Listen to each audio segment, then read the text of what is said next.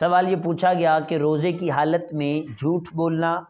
غیبت کرنا یا چغلی کرنا، کیا اس سے روزہ فاسد ہو جاتا ہے یا نہیں؟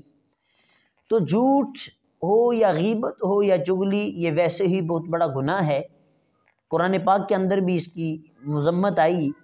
اور روزے کی حالت میں ان گناہوں میں مزید جو ہے وہ اضافہ ہو جاتا ہے، شدت میں مزید اضافہ ہو جاتا ہے، زیادہ گناہ ہوتا ہے روزے کی حالت میں جھوٹ بولنا، غیبت کرنا یا چغلی کرنا۔ اس روزے کی اندر جو رب ذوالجلال نے بے شمار رحمتیں اور روزے کا جو اجر رکھا ہے،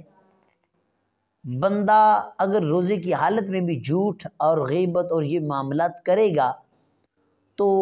اس کا روزہ تو فاسد نہیں ہوگا، لیکن جو رب نے اس روزے کے اندر اجر رکھا ہے وہ بندہ، وہ انسان اس روزے کے اجر سے محروم رہ جاتا ہے۔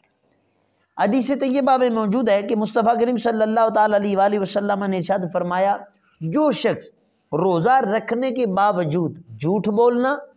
اور جھوٹ پر عمل کرنا نہ چھوڑے تو اللہ تبارک و تعالیٰ کو اس کی کوئی حاجت نہیں کہ وہ بھوکا اور پیاسا رہے۔ اور دوسری حدیث مبارکہ بھی سماعت فرمائیں، نبی پاک صلی اللہ علیہ وآلہ وسلم نے ارشاد فرمایا، جب تم میں سے کوئی روزے دار ہو تو نہ وہ بیہودہ باتیں کرے اور نہ ہی چیخے چلائے، اور اگر اس کے ساتھ کوئی گالی گلوچ کرے تو فرمایا تم اس کے ساتھ گالی گلوچ نہ کرو، بلکہ اس سے کہو کہ بابا مجھے معاف کر، میں روزے دار ہوں، میرا روزہ ہے۔ یعنی اسے بیہودہ باتیں کرنے کی بھی اجازت نہیں ہے۔ اگر روزہ کی حالت میں بھی انسان ان چیزوں سے، ان برے اعمال سے، جھوٹ، غیبت، چغلی، ان سے اگر باز نہ رہے تو محبوب فرماتے ہیں اللہ کو تمہارے بھوکے اور پیاسے رہنے کی کوئی حاجت نہیں، یعنی اس روزے کا جو اجر ہے پھر بندہ اس اجر سے محروم رہ جائے۔